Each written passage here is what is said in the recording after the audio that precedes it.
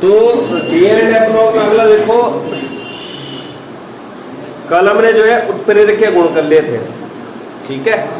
आज अगला है अंतराकाशी यौगिकों का निर्माण। हेडिंग डाउन है अंतराकाशी यौगिकों का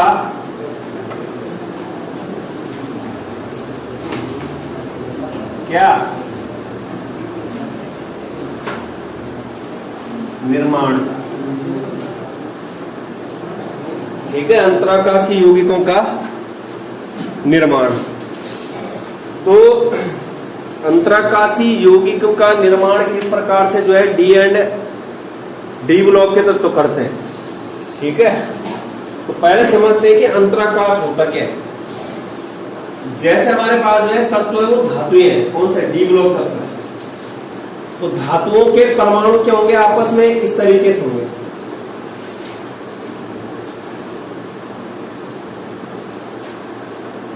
ये किसके परमाणु आपस में, धातुओं के परमाणु।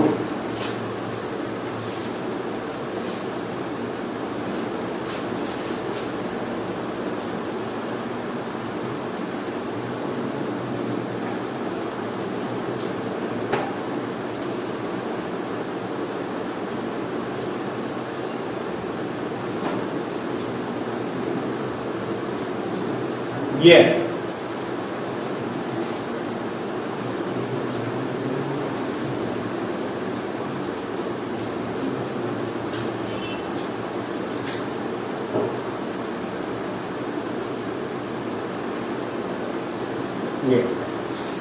तो ये धातुओं के परमाणु। अब यहां पर देखोगे अगर धातुओं के परमाणु के बीच में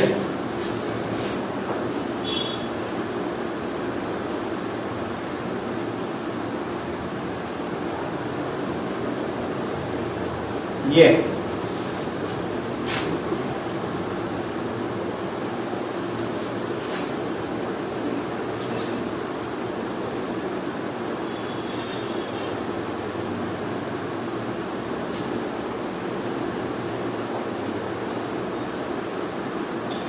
इस तरीके से।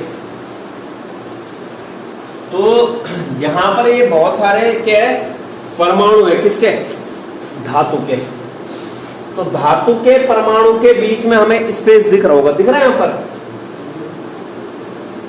दो धातु परमाणुओं के बीच में, या फिर ये दिख रहा है स्पेस, इसको बोला जाता है अंतराकाशी स्थान। जो रिक्त स्थान है यहां पर, खाली स्थान, इसको क्या बोला जाता है, अंतराकाशी स्थान बोला जाता है। क्या बोला जाता है इसको, अंतराकाशी स्थान। जब जो है धातु परमाणुओं के बीच में उपस्थित अंतराकाशी जो स्थान होता है, जो खाली जगह होती है, उस खाली जगह में जो है छोटे आकार का कोई परमाणु आ जाता है, जैसे हाइड्रोजन, कार्बन और बोरोन। क्या बोला, यहां पर जो है कौन एंटर कर जाता है अगर इस अंतराकाशी स्थान में, छोटे आकार के परमाणु।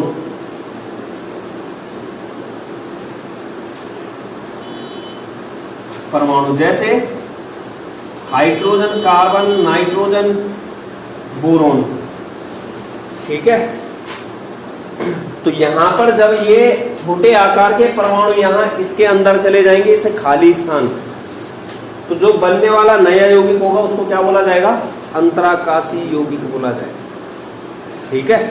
क्या बोला मैंने कि जो धातु के परमाणु होते हैं, उन परमाणुओं के बीच में जो खाली जगह होती है उसे क्या बोला जाता है, अंतराकाशी स्थान बोला जाता है। और उस अंतराकाशी स्थान पर जब जो है कौन आ जाता है, छोटे आकार के परमाणु जैसे हाइड्रोजन, कार्बन, नाइट्रोजन और बोरोन, इनमें से कोई अगर अंदर प्रवेश कर जाता है उस खाली जगह पे, तो उस प्रकार से जो नया यौगिक बनता है उसको क्या बोला जाता है, अंतराकाशी यौगिक बोला जाता है। तो परिभाषा लिखनी है,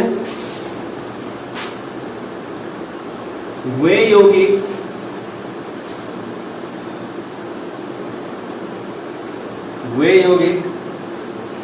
जिनके अंतराकाशी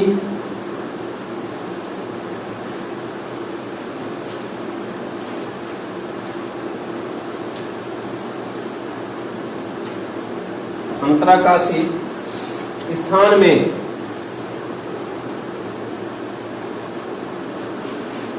वो अंतराकाशी स्थान कहाँ होगा? क्रिस्टल जालक में।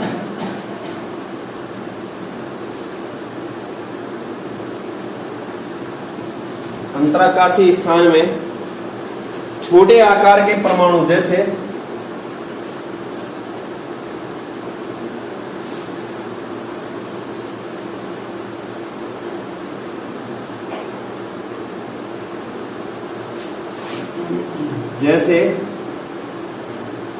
हाइड्रोजन, कार्बन, नाइट्रोजन, बोरोन आदि आदि उपस्थित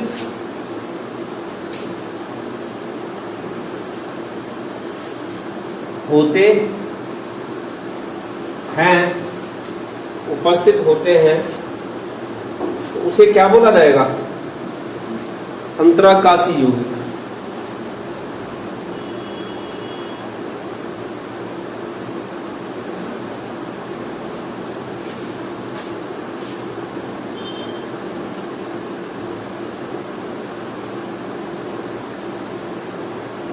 यौगिक कहते हैं।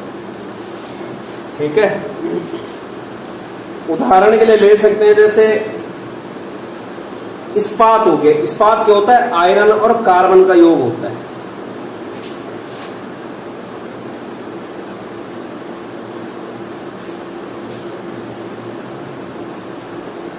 इस्पात किस किस से मिला होता है? Fe प्लस कार्बन से। जैसे टाइटेनियम कार्बाइड TiC। अरे Ti क्या है?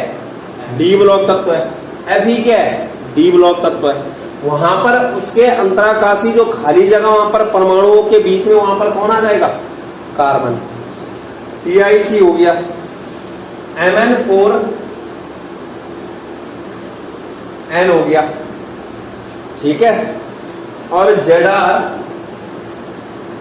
H 1.92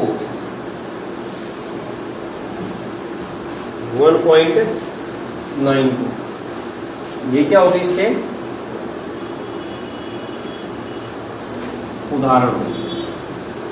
ठीक है, ये क्या होगी? उदाहरण। इसके बाद बात करते हैं इन अंतराकाशी यौगिकों के गुणधर्म के। अब जैसे यहां पर देखो, अगर गुणधर्म बोले, कठोरता इन यौगिकों की ज्यादा होगी कि कम होगी? अरे कठोर होंगे कि कम होंगे? जो डी ब्लॉक तत्व है वो कठोर होते हैं। उन डी ब्लॉक तत्वों के परमाणुओं के बीच में कौन आ गया?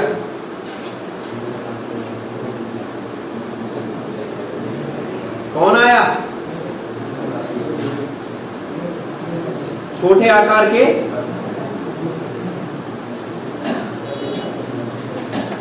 ये आए। तो पहले से ये कठोर है, लेकिन अंदर क्या आ गया? इन अंतराकाशी स्थान में कौन आ गया? छोटे आकार का परमाणु। मतलब जो जगह पहले खाली थी उस जगह को किसने भर लिया?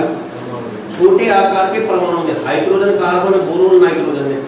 तो यहां पर जो है कठोरता कम होगी कि ज्यादा हो जाएगी? ज्यादा। तो मतलब गुणधर्म में पहला आएगा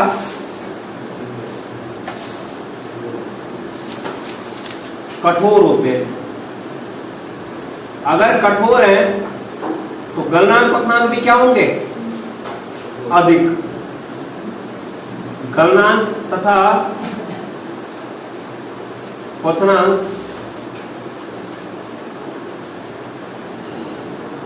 उच्च होते हैं। तीसरा है चालकता शुद्ध धातु के समान रहती है।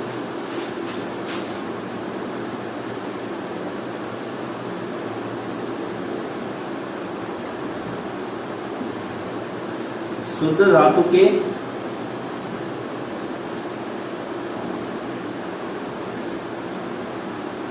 समान रहती है। और चौथा है रासायनिक रूप से अक्रिय होती है।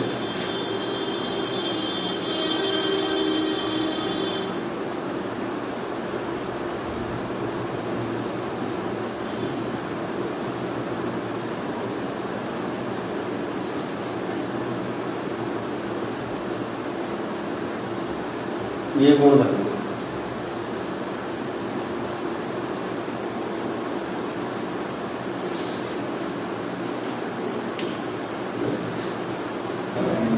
इसके बाद देखो अगला है मिश्र धातुओं का निर्माण।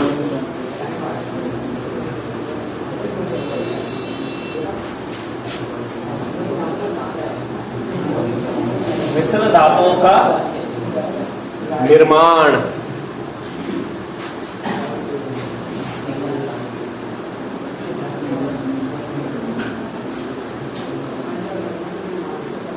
अगली हेडिंग है मिश्र धातुओं का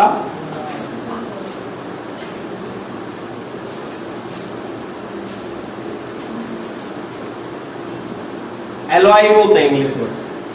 तो संक्रमण धातुएं क्या करती है, आपस में जुड़ करके कई प्रकार की मिश्र धातुओं का निर्माण करती है। मिश्र धातु है क्या, एक प्रकार का समांगी मिश्रण है, विलयन होता है। मिश्र धातु क्या होता है, समांगी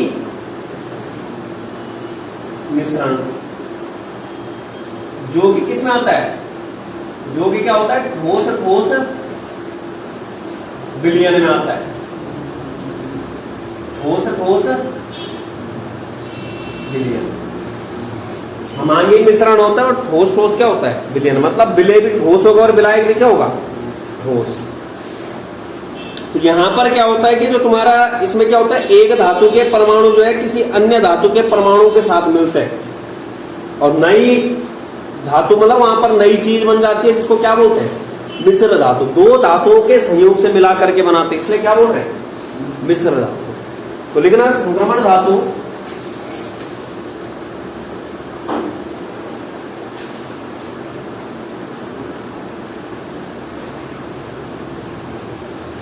आपस में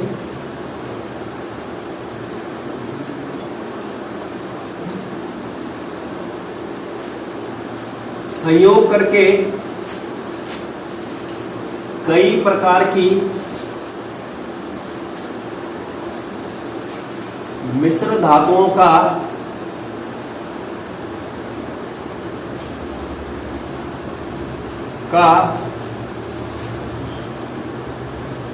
निर्माण करती है। तो जैसे आप मिश्र धातु का निर्माण किस तरीके से करती है, जैसे ना ये देखो यहां पर ये ले रहा हूं मैं एक धातु के परमाणु, ठीक है, ये लिया, ये लिया, ये लिया, ये लिया, ये लिया,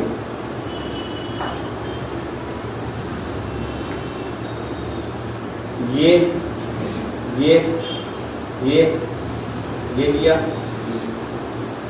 ये लिया, ये लिया, ये लिया, और ये ये ये ये ये ये ये ये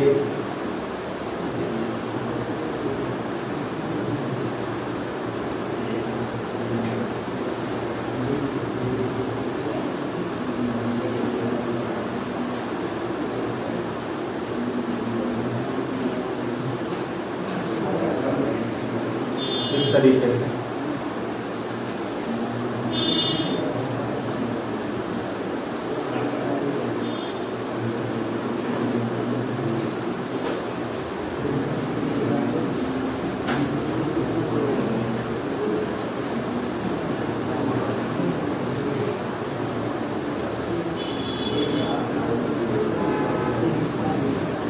ये ठीक है।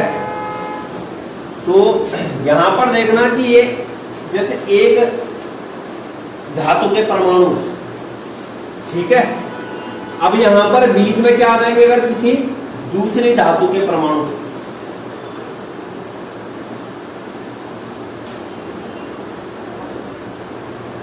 इस तरीके से दूसरी धातु के परमाणु,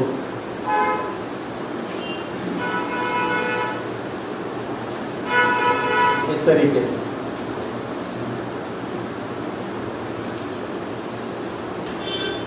क्या किए, किसी अन्य धातु के परमाणु। ठीक है, किसी अन्य धातु के परमाणु आ चुके हैं।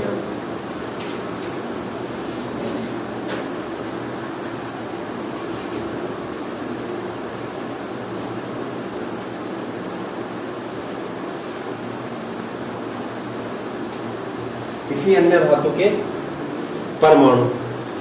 तो यहां पर आपस में कितने धातुओं के परमाणु हैं? 2 धातुओं के परमाणु। एक तो जो खाली से दिखा रखा और एक जो डैश लाइन से दिखा रखे। तो आपस में जब मिलते हैं तो उसको क्या बनता है? मिश्र धातु बनती है। किस चीज का निर्माण होता है? मिश्र धातु। तो जो मिश्र धातु है वो समांगी ठोस विलयन है। ये लिखा है मैंने यहां पर। मिश्र धातु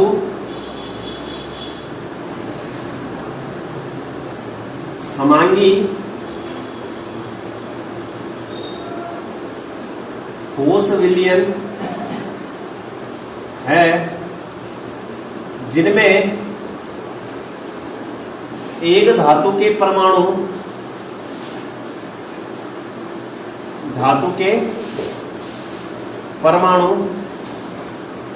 दूसरी धातु के परमाणु के साथ दूसरी धातु के परमाणु के साथ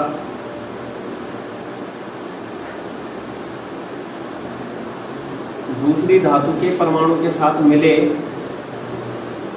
होते हैं। ठीक है, दूसरी धातु के परमाणु के साथ मिले होते हैं, जिसे क्या बोला जाएगा? मिश्र धातु बोला जाएगा। अब मिश्र धातु के उदाहरण देखना। उदाहरण जैसे पहला है पीतल है मिश्र धातु। तो पीतल किस किस की मिश्र धातु है? तांबा प्लस जिंक। तांबा मतलब क्या होता है? कॉपर, और प्लस जिंक। अगला आता है मिश्र धातु में कांसा। कांसा जो है तुम्हारा मिश्र धातु है तांबा प्लस टिन। किस किस का? तांबा प्लस टिन। टिन का प्रतीक होता है Sn। ठीक है, अगला आता है टांका। सोल्डर बोलते हैं जिसको। ये जो टांका होता है ये मिश्र धातु होती है किस किस के? टिन और शीशे की।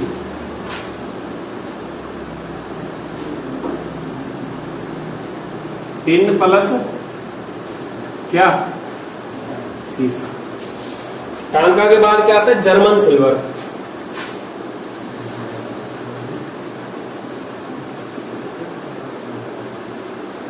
तो जर्मन सिल्वर जो मिश्र धातु होता है तांबा प्लस जिंक प्लस निकिल। तांबा plus zinc plus nickel. Silver नहीं आता इसमें। ठीक है, तांबा plus zinc plus nickel. Gun धातु।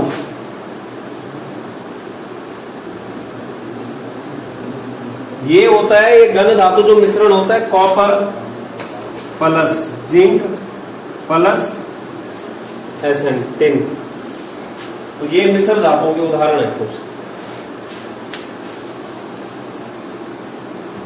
इसके बाद देखो कारण देखते हैं कि जो मिश्र धातुओं का निर्माण है वो तुम्हारे संक्रमण तत्व क्यों करते हैं। मतलब जो संक्रमण धातु है वही मिश्र धातुओं का निर्माण क्यों करते हैं। पीतल में कॉपर जिंक कौन से संक्रमण तत्व हैं? 3D के।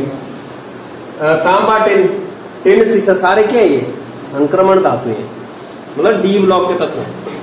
अब देख रहे हैं पर कारण।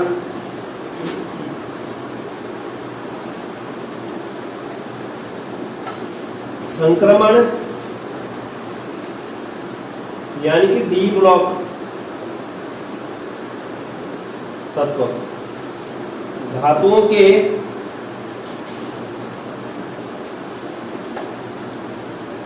आपस में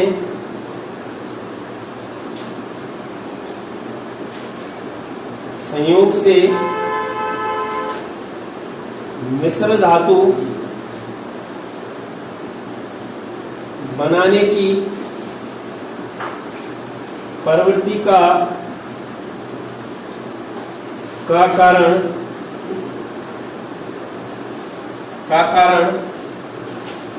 उनके परमाणु आकारों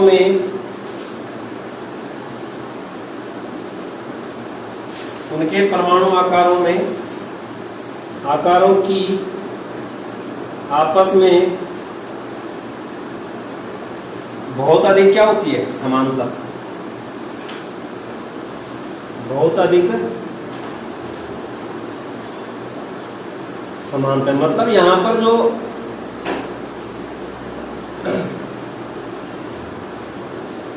ये है, जो संक्रमण तत्व होते हैं, जो डी ब्लॉक तत्व होते हैं, उनके परमाणु आकार आपस में क्या होते हैं? समान होते हैं। तो समान आकार, समान परमाणु आकार होने के कारण क्या करता है? एक धातु दूसरे धातु के जालक को रिप्लेस कर लेता है। ठीक है, आगे लिखना, समान आकार होने के कारण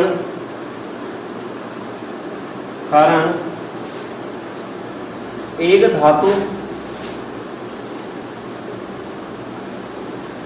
परमाणु को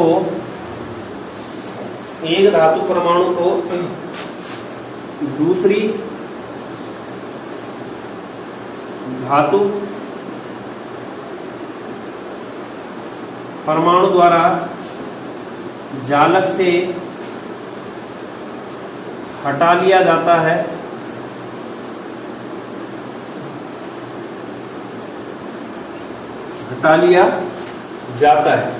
जिससे क्या बनता है? जाता है और होस विलयन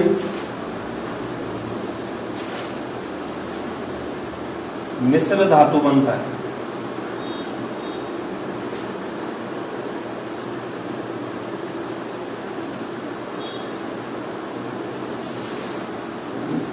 निर्माण होता है। तो जो संक्रमण धातु या डी ब्लॉक तत्व, उनके आकार में क्या है? बहुत अधिक समानता होने के कारण क्या किया जाता है? एक धातु के परमाणु को दूसरी धातु के परमाणु से प्रतिस्थापित कर लिया जाता है, जिसके कारण क्या बनता है? होस विलयन बनता है, जिसे क्या बोला जाता है? मिश्र धातु।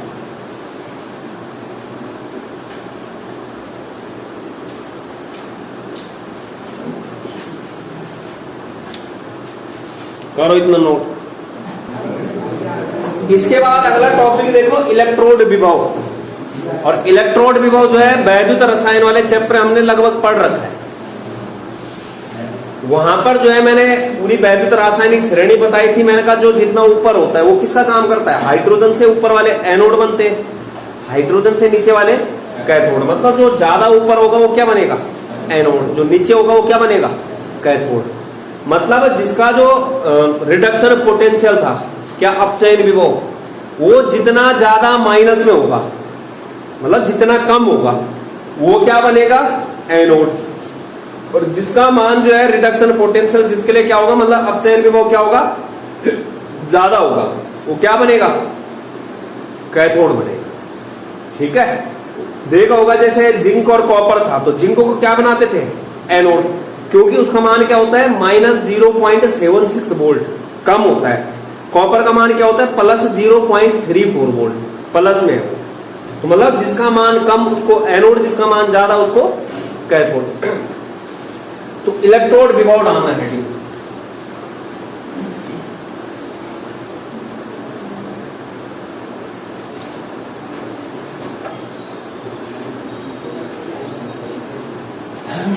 तो इलेक्ट्रोड विभव क्या होता है? धातु तथा उसके आयनों के मध्य जो उत्पन्न विभव होता है।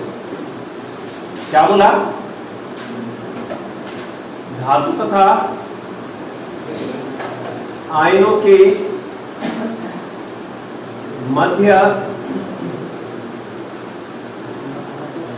उत्पन्न विभव। धातु तथा आयनों के मध्य उत्पन्न जो विभव होता था। और यहां पर जैसे इलेक्ट्रोड विभव आ गया, दूसरा होता है मानक इलेक्ट्रोड विभव। जब क्या करते हैं, किसी अर्धशैलीय सेल में जो जितनी भी स्पीसीज ले रहे हैं उनकी सांद्रता कितनी कर ली जाती है, इकाई। तो वहां पर जो उत्पन्न विभव होता है उसको क्या बोला जाता है, मानक इलेक्ट्रोड विभव। और मानक इलेक्ट्रोड विभव की सहायता से जो है क्या गणना की जाती है, इलेक्ट्रोड विभव। तुम्हारा मानक हाइड्रोजन इलेक्ट्रोड होता है, ठीक है, उसकी सहायता से किसकी गणना की जाती है, इलेक्ट्रोड विभव। तो इलेक्ट्रोड विभव की गणना किसकी सहायता से, SHE मानक हाइड्रोजन इलेक्ट्रोड से। मानक हाइड्रोजन इलेक्ट्रोड की सहायता से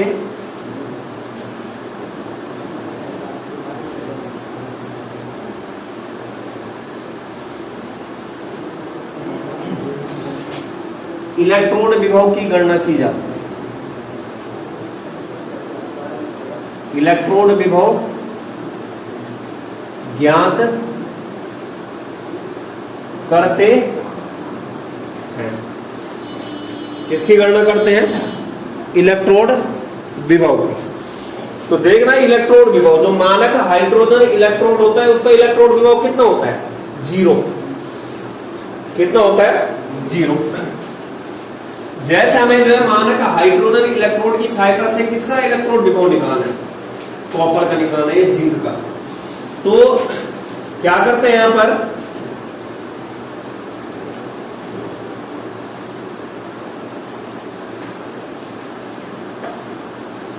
ये किसका विलयन है, ZnSO4 का विलयन है, लेकिन कितना है, 1 मोलर। ठीक है, किसका विलयन है, 1 मोलर ZnSO4 का। ये किसकी छड़ है, जिंक, जो कि किसका काम करेगा, एनोड। दूसरा देखना यहां पर क्या बना देते हैं हम, SHE बनाते हैं। क्या बनाते हैं, SHE मतलब मानक हाइड्रोजन इलेक्ट्रोड। ये होता है मानक हाइड्रोजन इलेक्ट्रोड।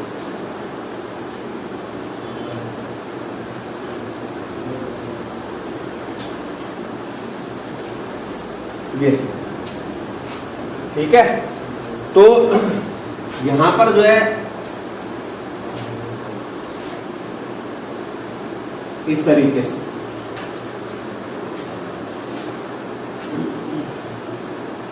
ये, अब इन दोनों को क्या कर दिया जाता है, संयोजी तार से जोड़ दिया जाता है। किसकी सहायता से, गैल्वेनोमीटर या वोल्टमीटर की सहायता से।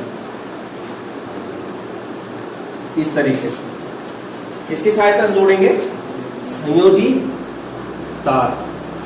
ठीक है, और यहां बीच में क्या रखा जाता है, लवण से। क्या रखा जाता है, लवण से। तो अब हमें पता है कि एनोड पर क्या होता है, ऑक्सीकरण। एनोड पर क्या होता है, ऑक्सीकरण। ऑक्सीकरण का मतलब इलेक्ट्रॉन का त्याग। और कैथोड पर क्या होता है, ये SHE है, जिसके लिए कितना वोल्ट होता है इलेक्ट्रोड विभव, 0 वोल्ट। 0 वोल्ट। ये क्या है तुम्हारा, किसका काम करेगा, कैथोड का। कैथोड का मतलब क्या होता है, अपचयन होगा। अपचयन का मतलब क्या होगा, इलेक्ट्रॉन का ग्रहण करेगा। ठीक है, इलेक्ट्रॉन का क्या करेगा, ग्रहण करेगा। तो यहां पर जो टोटल ई सेल आता है, जब यहां पर देखा जाता है इसमें विक्षेप आता है, जो यहां पर जो टोटल ई सेल आता है वो तुम्हारा आता है, जैसे इस केस में बात कर रहा हूं मैं, किसके, इसके केस में कौन सा, जब हमने जिंक को क्या लिया, एनोड लिया। तो यहां पर आता है ई सेल बराबर आता है टोटल 0.76 वोल्ट आता है। और हमें पता है कि ई सेल बराबर क्या होता है, ई कैथोड माइनस क्या, एनोड। तो कैथोड वाले का कितना है यहां पे, 0 है, तो एनोड कौन है यहां पर, जिंक वाला है। तो ई सेल कितना है, 0.76 वोल्ट। कितना है, 0.76 वोल्ट आया। कौन सा आया, ई सेल जो था। ई कैथोड कितना होगा, 0 इसका, और माइनस ई एनोड किसका, ठीक है, जो जिंक का है। तो ई एनोड बराबर क्या हो जाएगा, -0.76। तो इस तरीके से हमने मानक हाइड्रोजन इलेक्ट्रोड की सहायता से किसका विभव निकाला है, जिंक का, जिंक इलेक्ट्रोड का। तो मतलब यहां पर जो है मानक हाइड्रोजन इलेक्ट्रोड की सहायता से क्या करते हैं हम, इलेक्ट्रोड विभव, किसी दूसरे इलेक्ट्रोड के विभव का मान ज्ञात कर सकते हैं। कारण क्या है कि हमें ना 3 मान चाहिए, 3 में से जो है 3 मान है यहाँ पर, ई सेल बराबर ई कैथोड माइनस ई एनोड। 3 मान में से अगर हमें 2 मान पता है तो हम क्या निकाल देंगे, तीसरा मान। एक ई सेल तो यहां से निकल जाएगा जब प्रैक्टिकल करेंगे। दूसरा क्या है कि जो तुम्हारा एनोड और कैथोड है, अगर वहां पर कैथोड जैसे मानक हाइड्रोजन इलेक्ट्रोड है तो उसका भी हमें पता है कितना होता है, 0। तो किसका निकल जाएगा, एनोड का। जो इलेक्ट्रॉन बहेंगे वो कहां से कहां की ओर बहेंगे, जिंक से SHE की ओर। ये इलेक्ट्रॉन है, तो इसके अपोजिट कौन आएगा, आई, करंट। ठीक है, क्या आएगा, करंट। हो गया, इस तरीके से निकाला जाता है। तीसरे चैप्टर में भी, दूसरे चैप्टर में भी है वैद्युत रसायन। ऐसे ही अगर मेरे को बोला जाता है कॉपर का निकालना है, किसका निकालना है, कॉपर, तो कॉपर को क्या बना देते हैं हम, कैथोड। तो मतलब जो हमारा SHE हाइड्रोजन है वो क्या बन जाएगा, एनोड। क्या बन जाएगा, एनोड। इस केस में जिंक को एनोड बनाया क्योंकि ये क्या होता है, हाइड्रोजन से ऊपर होता है। इस तरीके से होता है ना, जैसे सक्रियता श्रेणी देखोगे, जिंक यहां होता है, हाइड्रोजन होता है, और फिर क्या होता है नीचे, कॉपर। ये है। तो जिंको को क्या बनाया, एनोड। हाइड्रोजन को क्या बनाओगे, कैथोड। अब इन दोनों में से देखो, हाइड्रोजन को क्या बनाओगे, एनोड, और कॉपर को क्या बनाओगे, कैथोड।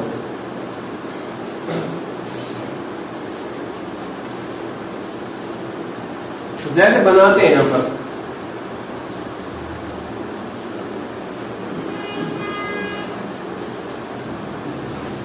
इसी में चेंज कर रहा हूं। यहां पर जैसे मैंने क्या ला दिया,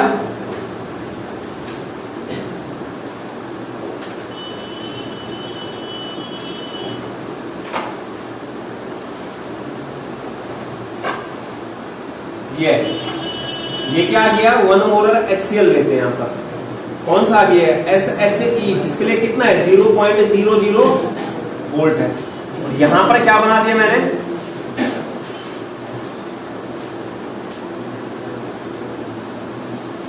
ये Cu छड़ है कॉपर की, ये किस में डुबो रखी है, CuSO4 एक्वस विलियन में, 1 मोलर। ठीक है, अभी क्या कर दिया, जो एनोड था उसको किसको बना दिया, SHE को, और कैथोड कौन बन जाएगा, कॉपर। मतलब जो जितना ऊपर होगा उस सक्रियता श्रेणी में उसको क्या बनाएंगे, एनोड बनाएंगे। तो इसके बाद यहां देखो, यहां पर जब टोटल काउंट करते हैं तो यहां का जो ई सेल आता है वो 0.34 वोल्ट आता है। 0.34 वोल्ट कहां से आता है, हम जब प्रैक्टिकल करते हैं। तो ई सेल की जगह क्या रखूंगा, 0.34 वोल्ट। ई कैथोड, कैथोड कौन है अभी, कॉपर है, इसका मान हमें निकालना है। किसकी सहायता से, मानक हाइड्रोजन इलेक्ट्रॉन। इसका मान कितना होगा, एनोड वाले का 0। तो ई कैथोड बराबर क्या किया, +3 0.34 वोल्ट। हमने क्या किया, सिंगल जो हमारे पास इलेक्ट्रोड है, जो अर्ध सेल है, ये आधा सेल ये है, आधा सेल है, दोनों सेल मिलकर के, आधे सेल मिलकर किसका निर्माण कर रहे हैं, पूर्ण सेल का निर्माण कर रहे हैं। ठीक है, तो इसकी सहायता से क्या निकाल रहे हैं हम, किसी इलेक्ट्रोड का इलेक्ट्रॉन विभव निकाल रहे हैं, मानक हाइड्रोजन इलेक्ट्रोड की सहायता से। मानक इसलिए बोल रहे हैं कि यहाँ पर जो CuSO4 की सांद्रता है वो क्या ले रहे हैं, 1 मोलर। जो यहाँ पर HCl की सांद्रता है वो क्या ले रहे हैं, 1 मोलर। मानक कंडीशन है, मतलब 298 केल्विन ताप होगा, एक बार वायुमंडलीय दाब होगा, इस तरीके से।